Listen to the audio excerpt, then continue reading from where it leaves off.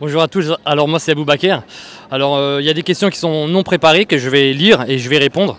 Alors la première, vous êtes heureux en étant chrétien que quand vous êtes musulman? Alors quand j'étais musulman, j'étais pas forcément heureux, mais c'est vrai que dans les premières années de la vie, quand on est enfant, on est heureux. Qu'on soit riche, qu'on soit pauvre, qu'on soit chrétien, musulman ou juif, un enfant il est naturellement, il sourit naturellement, il est dans la joie. Pour une petite chose, un enfant est dans la joie. Donc c'est vrai qu'il y a des enfants aussi qui ont vécu dans la souffrance, ça c'est vrai, aux orphelins, voilà, et à tous ceux qui ont subi des sévices, voilà. Mais alors moi en tant que musulman, je suis né dans une famille musulmane, mais est-ce que j'étais musulman? Parce qu'un musulman, qui dit musulman, dit normalement pratiquant. Un musulman est censé pratiquer, un musulman est censé croire aussi en son message. Moi je ne comprenais pas le message, je ne connaissais pas le message. Puisque comme je vous ai dit la dernière fois dans une autre vidéo, c'est qu'un imam venait nous apprendre l'arabe, mais on ne comprenait pas ce qu'on disait. On lisait l'arabe mais sans le comprendre. Donc je ne connaissais pas Dieu, donc je ne pouvais pas être forcément heureux en étant musulman et en récitant les versets, des versets dont je ne comprenais pas. On ne peut pas être heureux comme ça. Donc pour être heureux, il faut comprendre aussi quand même ce qu'on lit et ce en quoi on croit. Donc j'étais pas un musulman pratiquant, voilà, pas du tout, et je ne comprenais pas et je ne connaissais pas l'islam. Donc par contre quand je suis devenu chrétien, j'ai reçu Jésus dans ma vie, j'étais pas forcément heureux dès les premières années de ma vie. J'ai vécu d'ailleurs plusieurs années de dépression, j'étais pas forcément très jovial, joyeux, plein de vie, etc.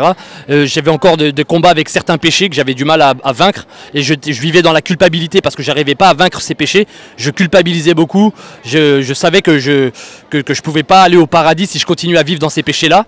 Donc j'étais pas forcément heureux. J'ai dû me battre contre le péché, parce qu'il suffit pas d'être musulman ou chrétien, il faut vaincre le péché. Parce que le premier message de Jean-Baptiste, c'était repentez-vous.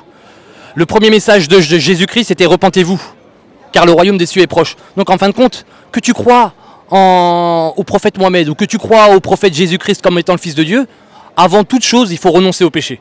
Parce que les pécheurs n'entreront pas au paradis, ça c'est sûr et certain, que ce soit le musulman ou le chrétien. Satan, lui, son rôle, c'est de faire croire aux gens, je mets une parenthèse, excusez-moi, c'est de faire croire aux gens que même avec ton péché, tu iras au ciel. C'est pas grave, t'inquiète. Dieu est suffisamment miséricordieux pour t'emmener au ciel.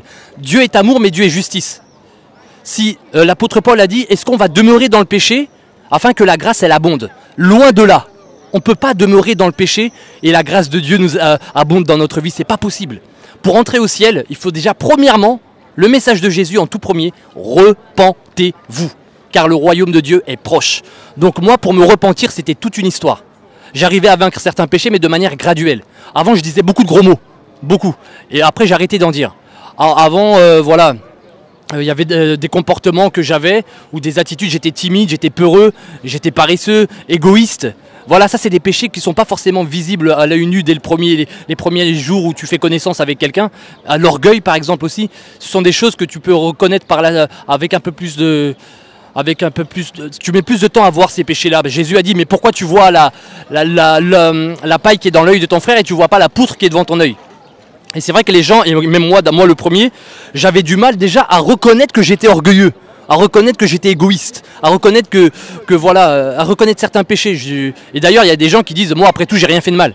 C'est faux. Déjà, la première chose, c'est qu'on soit capable de regarder la poutre qui est devant ses yeux. Jésus lui-même a posé cette question quand même, un prophète si important, il dit, mais comment ça se fait que tu vois pas la poutre qui est devant tes yeux? Tu dis des gros mots et tu crois que tu vas aller au paradis. Tu dis plein de gros mots, tu penses vraiment que tu vas aller au paradis en disant ces gros mots? Tu es en train de rêver, c'est un rêve.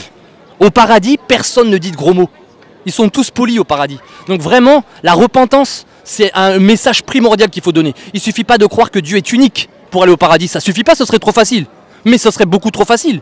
Dieu est unique et après je pêche, c'est pas grave. Je me drogue, je prends de l'alcool à gogo, je couche à droite à gauche. La fornication dans l'islam, normalement, c'est tu te prends des coups, 80 coups normalement. Le fornicateur, il doit recevoir 80 coups. C'est pas des plaisanteries. On doit renoncer au péché. Le salaire du péché, c'est la mort.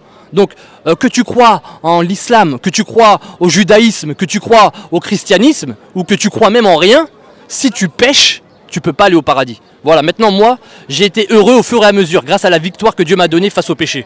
Aujourd'hui, je suis beaucoup plus heureux qu'il y a 10 ans. Et ça, c'est grâce à la persévérance. Jésus a dit, celui qui persévérera jusqu'à la fin sera sauvé. Par votre persévérance, vous sauverez vos âmes. J'ai persévéré dans quoi? J'ai persévéré dans le combat contre le péché. à renoncer au péché. J'ai mis en place des stratégies pour réussir à dominer sur le péché. C'est ce que Dieu a dit à Caïn. Caïn, il voulait tuer Abel. Et Dieu a dit à Caïn, tu dois dominer sur le péché. Lui, il devait dominer sur le meurtre, sur l'envie de tuer son frère par jalousie. Il devait dominer sur la jalousie. Il n'a pas réussi à dominer. Et il a été vaincu par la jalousie. Et la Bible dit que Caïn était un fils du diable. Il a écouté le diable. Il ne faut pas écouter le diable. Il ne faut pas l'écouter.